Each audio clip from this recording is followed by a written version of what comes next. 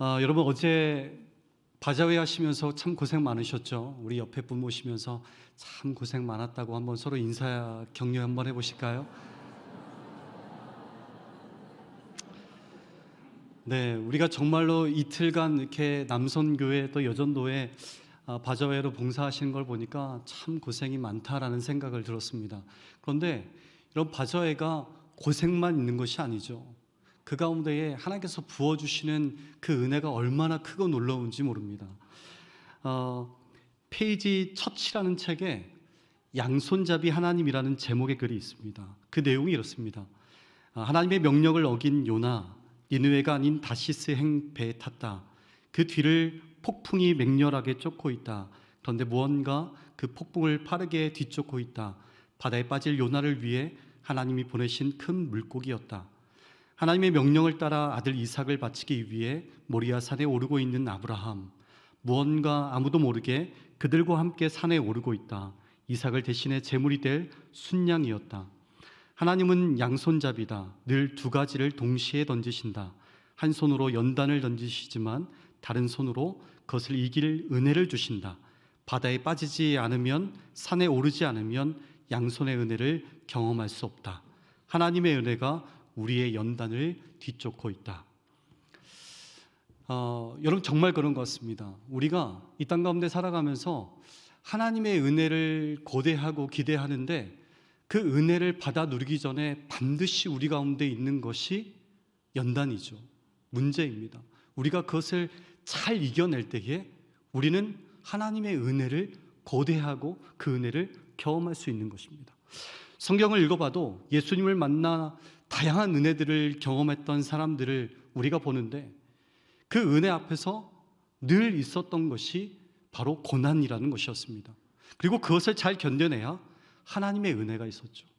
38년 동안 한 번도 걸어보지 못했던 사람은 그 예수님의 말씀 한마디에 자리를 들고 일어서는 기적을 경험했습니다. 자녀가 없어 눈물로 기도하던 한나는 아들 사무엘을 낳는 은혜를 경험했죠. 심지어 죽어 부패하던 나사로는 다시 살아나는 기적을 경험했습니다. 이처럼 성경은 우리에게 삶에서 일어나는 크고 작은 여러 가지 문제들 앞에서 하나님은 어떻게 일하시는지, 또 그것을 경험했던 사람들이 어떤 믿음의 고백을 드렸는지 그것을 성경에 담고 있습니다. 오늘 이 자리에도 하나님의 은혜를 경험한 사람들이 있죠. 오늘 우리가 장학위원회 헌신 예배로 드리고 있는데요. 여러분 어떻습니까? 금년에도 필요한 곳에 장학금을 전달할 수 있게 된 것이 하나님의 은혜 아니겠습니까? 수료식을 위해 마더들도 지금 이 자리에 함께하고 있는데 여러분들은 어떠십니까? 7주간 동안 마더와이즈를 하면서 여러분이 경험한 은혜들은 과연 어떤 것들이 있었습니까? 여러분이 7주 동안의 많은 은혜들을 경험하셨을 텐데요. 그 은혜들을 여러분의 인생 안에 분명하게 담고 살아가실 수 있기를 간절히 바랍니다. 오늘 본문 6장에서도 보시면 제자들을 포함해서 수많은 사람들이 놀라운 하나님의 은혜를 경험했습니다. 그것은 떡 5개와 물고기 2마리로 빈들에 모여 있었던 수많은 사람들이 먹고도 남는 그런 기적이었죠. 여러분 왜 수많은 사람들이 빈들에 모여 있었던 것일까요? 그들은 저마다의 삶의 간증과 그리고 문제들을 안고 있었던 사람들이었습니다. 그런 그들에게 예수님은 어쩌면 마지막 희망이었죠. 왜냐하면 하나님이 하실 수 있는 기적을 예수님께서 일으키신다는 그 소문을 들었기 때문이었습니다. 그래서 예수님을 만나기 위해서 또 하나님만이 주시는 그 은혜를 경험하기 위해서 지금 수많은 사람들이 이 빈들에 모여 있었던 겁니다. 여러분 그 자리에 모여 있었던 사람들은 주님이 주시는 말씀을 통해서 기쁨과 그리고 감격을 경험했을 겁니다. 그래서 저녁이 됐는데도 집으로 돌아갈 생각을 안 하고 그 말씀 앞에 모여 있었던 것이죠. 그렇게 말씀 앞에 있었을 때에 여러분 뭐가 부어졌습니까? 하나님의 은혜가 그 자리에 부어졌죠. 그리고 그런 은혜 앞에서 사람들은 예수님을 왕으로 삼자고 열광했습니다. 여러분 우리도 하나님의 은혜를 경험할 때가 그렇지 않습니까? 뭔가 된 것 같고 또 금방 모든 상황이 역전될 것만 같죠. 지금 내가 씨름하고 있는 문제 역시도 다 해결해 주실 것 같죠. 그래서 그런 기적 앞에서 열광하고 또 그런 은혜 속에서만 머물고 싶어지는 것이 아마 저와 여러분의 마음일 겁니다. 그런데 예수님을 보십시오. 그 자리를 피해서 따로 기도하러 가셨다고 고백합니다. 제자들에게도 그 자리를 떠나서 건너편 가버나움으로 가라고 명령하시죠. 여러분, 오병이어 사건과 그리고 오늘 본문의 사건은 이 요한복음뿐만 아니라 마태복음과 마가복음에도 동일하게 기록하고 있습니다. 특별히 마가복음 6장에서는 주님께서 제자들을 향하여서 가라고 말씀하시는데 어떻게 표현하냐면 재촉하셨다라고 고백하고 있습니다. 이 재촉하다라는 단어에는 억지로 가게 했다라는 뜻이 있습니다. 그러니까 이 말은 제자들이 오병이어의 기적이 부어지는 그 은혜의 현장을 떠나고 싶었다는 거예요? 떠나고 싶지 않았다는 겁니까? 어렵군요, 질문이. 네. 떠나고 싶지 않았다는 거죠. 언제까지고 그 은혜의 현장에서 계속해서 머물고 싶었던 겁니다. 그러나 억지로 그것을 떠나와야만 됐다는 것입니다. 여러분, 제자들은 그 은혜의 현장에 더 머물 수만 있다면 더 머물고 싶었지 가고 싶지 않았습니다. 주님께서 재촉하시기 때문에 그것을 떠나온 거예요. 그도 그럴 것이, 여러분, 제자들이 하루 종일 어디에 있었습니까? 빈들이었습니다. 빈들은 어떤 태양을 피할 수 있는 그런 나무 그늘이 있는 곳이 아니었죠. 황량한 곳이었습니다. 나무라고는 찾아볼 수 없는 바로 그런 곳이 빈들이었습니다. 그러기에 하루 종일 오롯이 강렬한 태양의 열기를 온몸으로 받아내면서 주님이 말씀하시는 그 현장에 이 제자들이 있었던 것이죠. 지금 제자들이 그런 곳에서 하루 종일 말씀을 들으면서 주님과 함께 했던 겁니다. 그리고 이제는 저녁이 돼서 쉴만해졌는데 주님이 그런 제자들을 향해서 이 건너편 가버나움으로 떠밀듯이 재촉해서 보내시는 겁니다. 여러분, 가버나움이 어디에 있었냐면 바다라고 불릴 정도로 큰 호수가 이 갈릴리 호수인데, 이 갈릴리의 북서쪽에 있었던 성읍이 바로 이 가버나움이었습니다. 지금 제자들이 있는 곳은 오병이어의 기적을 경험했던 이 북동쪽의 벳세다였습니다. 그러니까 그 건너편으로 지금 배를 타고 가라고 말씀하시는 거죠. 여러분, 지금 제자들이 가는 길은 자기 뜻대로 그리고 자기 생각대로 가는 길이 아니었습니다.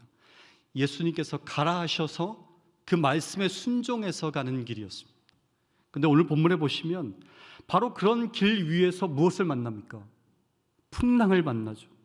마가복음에서는 그들이 가고자 하는 방향으로 불어오는 순풍이 아니라 역풍을 만났다고 고백하고 있습니다. 그리고 밤 사경이 되도록 그 역풍과 맞서서 싸우고 있었죠. 여러분, 밤 사경은 오늘날로 얘기하면 새벽 3시에서 6시 사이를 이야기하죠. 여러분, 이 시간이 지나야 비로소 어둠이 물러가고 빛이 세상에 임할 수 있는 것이죠. 그러니까 제자들에게 밤 사경은요, 아무나 쉽게 견딜 수 있는, 기다릴 수 있는 그런 시간이 아니었습니다.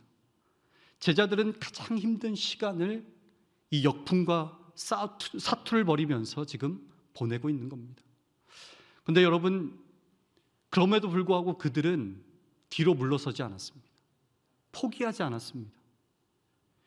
여러분, 주님은 제자들이 지금 얼마나 힘든 시간들을 보내고 있는지 모르셨던 것이 아니죠. 분명하게 알고 계셨습니다. 사랑하는 제자들이 힘겹게 노를 저으면서 그 역풍에 맞서고 있는 것을 분명하게 알고 계셨음에도 불구하고 왜 주님은 그것을 지켜만 보셨고 또 왜 기다리셨을까요? 여러분, 우리 인생이 그렇기 때문입니다. 주님이 가라 하시는 그 길은 언제든지 인생의 풍랑이 일어나는 곳입니다. 그런 풍랑 앞에서 포기하는 인생이 된다면 그런 삶에는 여러분, 하나님의 은혜가 부어질까요? 부어질 수가 없죠. 기대할 수가 없는 것입니다. 그래서 주님은 제자들이 절망의 끝자락, 한계 앞에서 말씀을 붙들기를 원하셨던 것입니다. 여러분, 제자들은 방금 전에 오병이어의 기적, 하나님만이 채워주시는 은혜를 경험했죠. 그런 그들이 주님께서 가라 말씀하시기에 지금 떠나온 겁니다. 그렇게 말씀을 따라 온 길에서 그리고 이내 풍랑을 만난 거고요. 여러분, 우리 역시도 언제든지 받은 은혜, 받은 말씀을 집어삼킬 만한 거대한 현실 앞에 설 때가 있습니다. 이스라엘 공동체가 하나님의 말씀에 의지하여서 애굽을 나왔을 때에 여러분, 그들 앞에는 하나님께서 가라 하셨기 때문에, 하나님께서 보내셨기 때문에 순탄한 인생이 기다리고 있었던 것이 아니었습니다.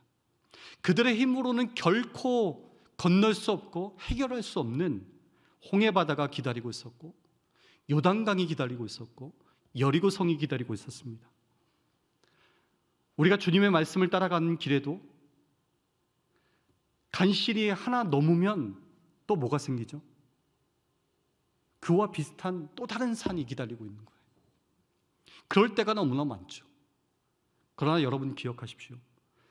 제자들이 예수님의 말씀을 따라 그 길 위에 서 있었을 때에 비록 역풍이 불어오고 더 이상 앞으로 한 발자국도 나갈 수 없을 정도로 절망스러운 현실 앞에 그들이 놓이게 되었지만, 바로 그 순간에 주님은 그들에게 찾아가셨다는 겁니다. 오늘 본문 20절 우리 보시죠. 20절에 보시면 이렇게 되어 있습니다. 내니 두려워하지 말라. 그들이 찾아오신 주님께서 하신 말씀이 뭐라고요? 내니 두려워하지 말라. 여러분, 여기서 내니는요, 풍랑 때문에 제대로 볼 수 없는 제자들에게 본인이 예수라고 이야기하시는 것이 아닙니다. 내니는요, 구약 성경에서 수많은 믿음의 사람들에게 하나님 자신이 나타나셔서 말씀하셨던 그 말씀이죠. 나는 스스로 있는 자, 곧 여호와 하나님이시다. 여러분, 이것을 뜻하는 것이 바로 이 내니라는 말입니다. 그러니까 제자들이 풍랑 앞에서 다시 한번 누구를 만난 거예요? 하나님 되시는 예수 그리스도를 만나게 된 것입니다. 그리고 주님이 또 뭐라고 하셨죠? 두려워하지 말라. 여러분, 주님께서 두려워하지 말라고 하신 이유는 주님께서 가라 하시는 그 길이 풍랑이 없는 순탄한 길이기 때문에, 또는 갈만한 길이기 때문에 두려워하지 말라고 말씀하신 것이 아닙니다. 지금 주님이 제자들에게 가라고 말씀하시는 길은요, 풍랑이 일어나고 때로는 너무나 힘들어서 그만 포기하고 싶을 정도로 너무나 어렵고 힘든 길이었습니다. 그러나 그런 곳에 너희들 혼자 있는 것이 아니라 누가 계시다는 거예요? 하나님 되시는 예수 그리스도께서 함께 계시다는 것이죠. 그러니까 두려워하지 말라는 거예요. 여러분, 우리가 세상 앞에 두려워하지 않는 것은 우리에게 어떤 능력이 있거나 그것을 이길 수 있는 어떤 세상적인 무기를 우리가 손에 쥐고 있기 때문에 우리가 세상 앞에서 두려워하지 않는 것이 아니죠. 우리는 연약하고 부족해도 우리에게 누가 계신 거예요? 하나님 되시는 주님이 우리와 함께 하고 계신 겁니다. 그렇기 때문에 우리가 세상 앞에서 담대할 수 있는 것이고 두려워하지 않는 것이죠. 여러분, 지금 우리는 어떤 길을 걸어가고 계십니까? 주님이 보여주시고 말씀해 주시는 길을 여러분 걸어가고 계십니까? 여러분, 잊지 마십시오. 주님은 은혜를 받았던 과거의 그곳이 아니라 주님이 가라 말씀하시는 그 길 위에서 역풍이 몰아치고 또 밤 사경이라는 한계가 찾아와도 말씀에 의지하여서 서 있는 사람을 찾으시고 그리고 주목하십니다. 그럴 때 우리는 내니 두려워하지 말라, 그렇게 말씀하시는 온 우주 만물을 통치하시고 다스리시는 하나님 되시는 예수님을 만나게 될 것이고, 그분과 함께 여전히 역풍이 불어온다 할지라도 기쁨으로 그 길을 끝까지 걸어갈 수 있게 되는 것입니다. 사랑하는 여러분, 제자들이 오병이어의 기적과 그리고 풍랑을 잠잠케 하시는 주님의 능력을 경험할 수 있었던 것은 그들이 주님의 말씀이 있는 곳에 있었고 주님이 보여주시는 길을 걸어갔기 때문이었습니다. 뿐만 아니라 그들의 힘으로는 뛰어넘을 수 없는 풍랑을 만났을 때에도 그 자리를 포기하고 뒤로 물러서는 것이 아니라 끝까지 주님이 말씀하신 그 자리를 지켜냈기 때문이었습니다. 바로 그렇게 했을 때에 그들은 그들에게 찾아오시는 주님을 만났죠. 여러분, 오늘 본문 이후에 보시면 오병이어의 기적을 경험했던 이들은 제자들만 있었던 것이 아니었습니다. 수많은 무리들도 있었죠. 제자들이 가버나움으로 떠났다면 이들은 그 은혜를 경험한 이후에 자기 삶의 자리로 돌아갔습니다. 그러나 그들이 얼마 되지 않아 다시 빈들로 찾아왔습니다. 여러분, 그들이 빈들에 찾아왔던 이유가 뭘까요? 그들은 예수님이 행하신 그 하나님의 기적을 보고 나서 흥분했습니다. 저분이야말로 우리를 로마의 압제에서 해방시켜 주실 유일한 정치적 메시아 왕이라고 생각했기 때문이죠. 금방이라도 고된 로마의 압제로부터 자신의 삶을 해결해 주시고 자기들에게 자유를 주실 것이라고 그들은 생각했습니다. 그런 감격과 은혜를 가지고서 그들의 삶의 자리로 돌아간 거예요. 그런데 현실은 여전했죠. 그들의 삶의 자리는 여전한 문제들과 그리고 해결해야 할 수많은 삶의 이야기들이 있었을 겁니다. 그래서 어쩌면 다시 기적을 경험했던 그 과거의 자리로 돌아온 것이 아니었겠습니까? 여러분, 우리의 지난달을 돌아보면 어떻습니까? 모든 것이 다 하나님의 은혜 아니겠습니까? 그러나 이제는 그런 과거 은혜의 현장에만 머물러 있어서는 안 됩니다. 제자들이 주님의 말씀을 따라 오병이어 기적이 일어났던 은혜의 현장을 떠났던 것처럼 우리도 과거에 베풀어 주신 은혜를 넘어서서 주님께서 우리에게 보여주시고 우리에게 말씀해 주시는 길을 따라가야 합니다. 오늘 수료식을 하는 우리 마더와이즈, 많은 은혜 받으셨죠?